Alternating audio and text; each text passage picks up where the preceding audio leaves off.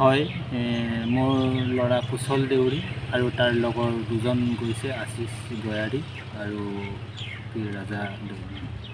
সিহঁত তিনিটা মানে ৰাতিপুৱা 3টা বজাত নোপোৱা হৈছে বুলি মোক জনাইছে। আৰু স্কুল কৰ্তৃপক্ষই কেনেধৰণে পৰিচালনা কৰিছিলে আমি নাজানো, সেই বিষয়ে আমি নাজানো। কিন্তু আমি সপ্তাহ 10 দিনমানৰ আগতে আমি স্কুলত মোৰ মানুহজনী মই আহি ল'ৰাক লগ কৰি গৈছোঁ। তেতিয়া চব ঠিকে আছে, প্ৰিন্সিপালো কৈছে চব ঠিকে আছে, ল'ৰা এতিয়া একো নাই, ভালকৈ চলি আছে।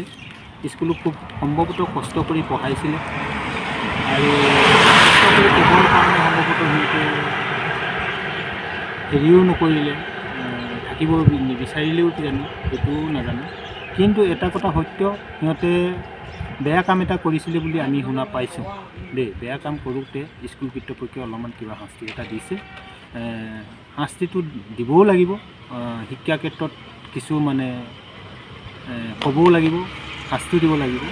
তেতিয়া মানে শাস্তি দিয়াৰ কাৰণে আমি বেয়া পোৱা নাই, তেতিয়া আমি ইয়াৰ কাৰণে বেয়া পাইছোঁ। শাস্তি দিয়াৰ পাছত সেই ল'ৰাখিনিক সিহঁতে নিজৰ চকুৰ নজৰত ৰাখিব লাগিছিল।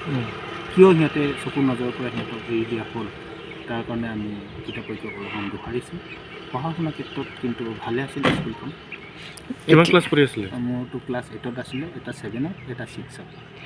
এতিয়া যদি ৰাইজে এইটো ভিডিঅ' চাই কিনি দেখিলে, এইটো কি ক'ব বিচাৰিব? ৰাইজে যদি দেখে, ৰাইজে দেখি কি ক'ব বিচাৰে, মুঠতে ৰাইজক মই এইটোৱে অনুৰোধ কৰিব বিচাৰিছোঁ, য'তেই নেদেখক ল'ৰাখিনিজনক ওচৰৰ কোনোবা প্ৰশাসনক টানাত হ'লেও চমজাই দিব লাগে। নাই দৌৰি এইটো কণ্টেক্ট নাম্বাৰ দিয়া হৈছে, আমি কণ্টেক্ট নাম্বাৰত কণ্টেক্ট কৰিলে।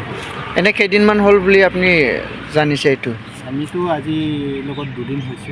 2 দিন হৈছে। এনে হেৰাটো কেতিয়াৰ পৰা হেৰাইছিলে? হেৰাটো আপোনাৰ বৃহস্পতিবাৰে। ঠিক আছে।